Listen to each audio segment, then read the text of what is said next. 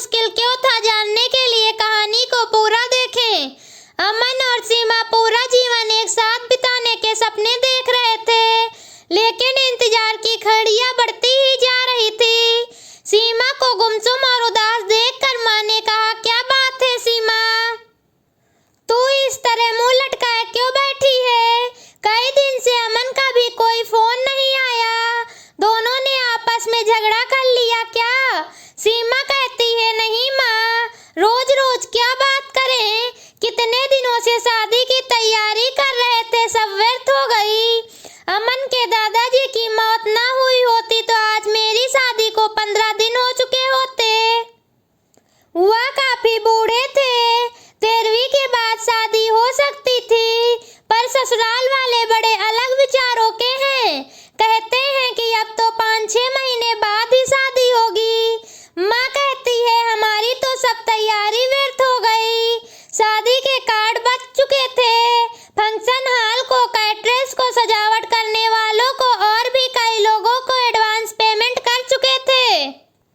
6 महीने शादी को बढ़ाने से अच्छा खासा नुकसान हो गया है। माँ फिर कहती है, इसी बात से तो अमन बहुत डिस्टर्ब है।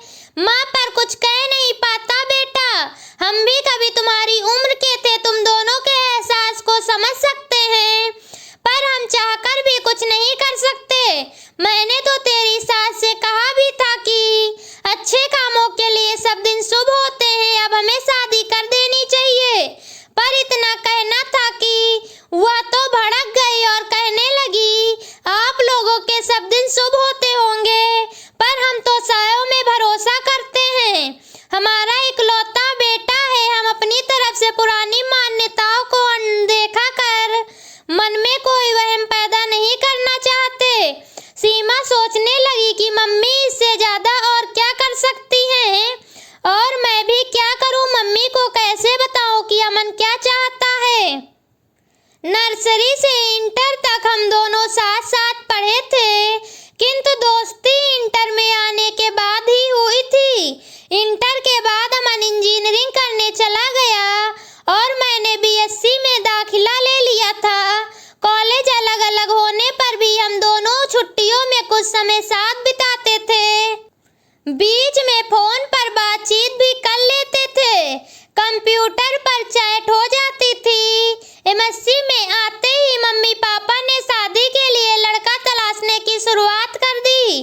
मैंने कहा भी कि मम्मी एमएससी के बाद शादी करना, पर उनका कहना था कि तुम अपनी पढ़ाई जारी रखो, शादी कौन सी अभी हुई जा रही है, अच्छा लड़का मिलने में भी समय लगता है। शादी की चर्चा शुरू होते ही अमन की छवि मेरी आंखों में तैर गई थी। हम दोनों एक अच्छे मित्र थे, पर तब तक शादी करने के वादे हम दोनों ने एक दूसरे से नहीं किए थे, साथ मिलकर भविष्य के सपने भी नहीं देखे थे। पर मम्मी द्वारा शादी की चर्चा करने पर अमन का ख्याल आना, क्या इसे प्यार समझूं? क्या अमन भी यही चाहता है? कैसे जानूं उसके दिल की बात?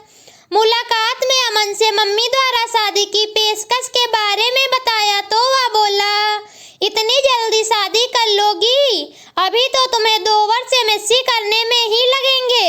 फिर कुछ सोचते हुए बोला था, सीधे सीधे बताओ, क्या मुझसे शादी करोगी? पर अभी मुझे सेटल होने में कम से कम 2-3 वर्ष लगेंगे।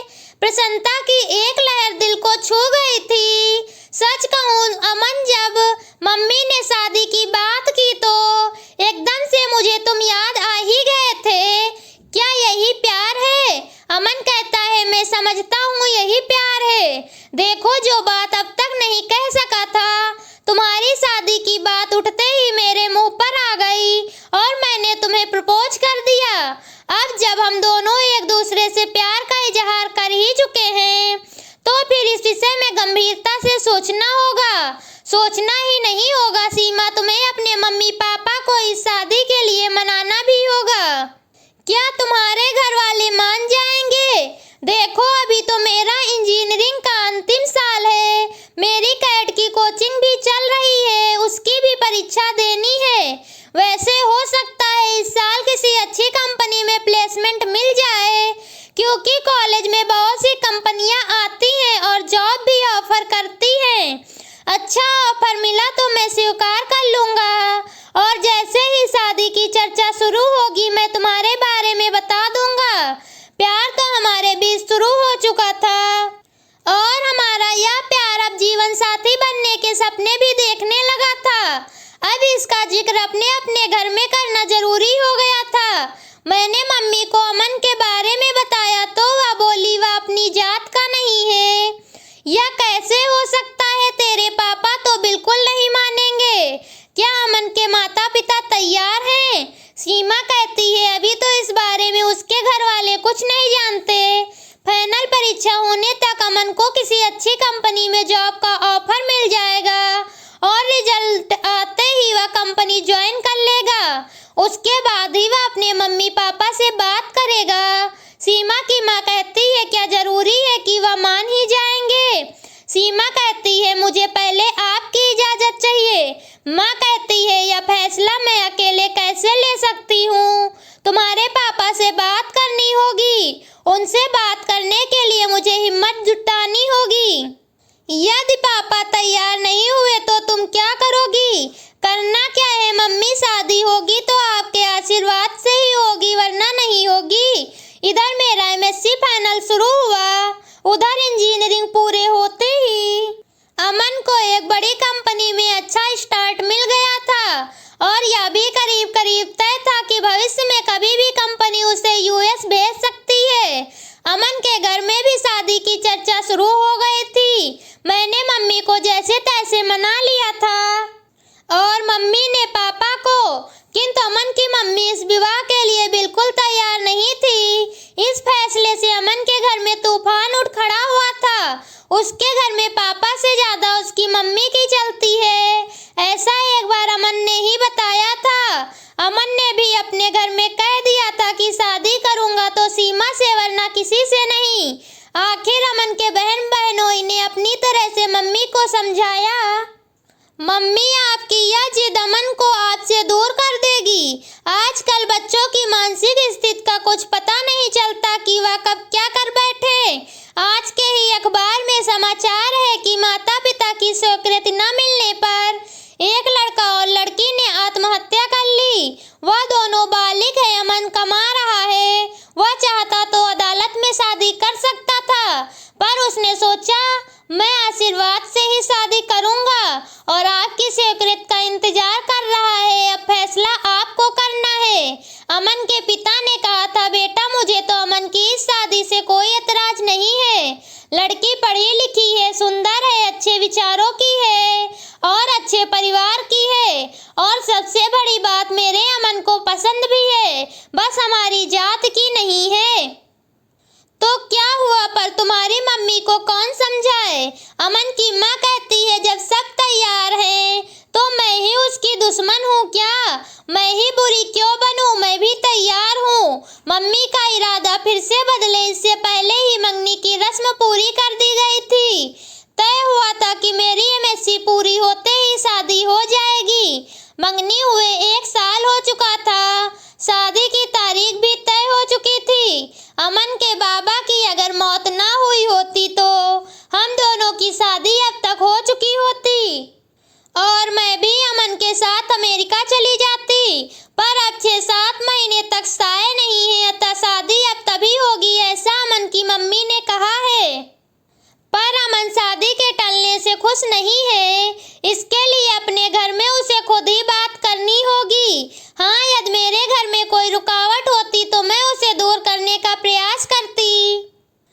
पर मैं क्या करूं, हम दोनों इतने समय से साथ हैं किंतु अमन को कभी इस तरह कमजोर होते नहीं देखा।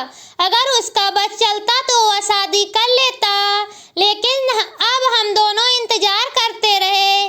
जैसे जैसे समय बीत रहा था सपनों की मंजिल की तरफ बढ़ते जा रहे थे। शादी के 10 दिन पहले हमने मिलना भी बंद कर दिया था कि अब एक दूसरे को दूल्हा दुल्हन के रूप में ही देखेंगे। पर विवाह के 7 दिन पहले बाबा जी की मौत हमारे सपनों के महल को धराशायी कर गई। बाबा जी की मौत का समाचार मुझे अमन ने ही दिया था और कहा था बाबा जी को भी अभी ही जाना था।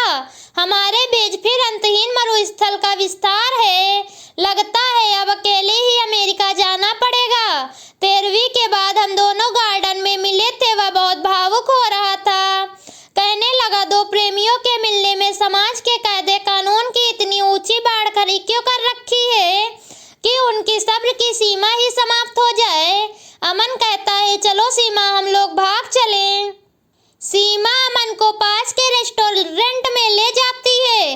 रेस्टोरेंट में ऑर्डर देने के बाद वह अमन से कहती है कि तुम्हें अब एक ही काम करना है, किसी तरह अपने माता पिता को जल्दी शादी के लिए तैयार करना है, जो बहुत मुश्किल नहीं है।